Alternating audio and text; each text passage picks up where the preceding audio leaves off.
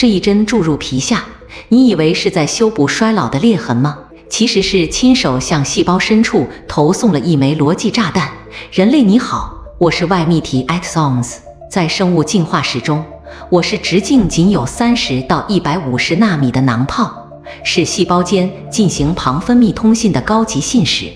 但在某些非法医美作坊里，我成了最昂贵的三无盲盒。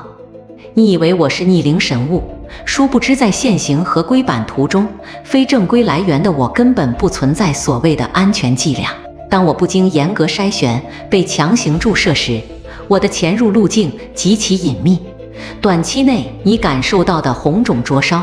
其实是免疫系统在疯狂识别我表面的主要组织相容性复合体 MHG。 一旦识别失败，炎症风暴会瞬间封锁你的局部微循环。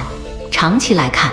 如果我的提取纯度不够，我内部携带的杂质蛋白和紊乱的 mRNA 就会像断了线的错误指令，强行接管你原生细胞的表达。这种玩命加班的代谢错位会逐渐掏空你的真皮层支架，导致皮肤屏障连锁坍塌。你以为在填充，本质上是在加速组织纤维化的内耗。根据目前权威机构的严正定论，用于医疗美容的外泌体产品必须具备极高的生物安全性与注册资质，而市面上大量流转的所谓外泌体，由于缺乏标准化提取工艺，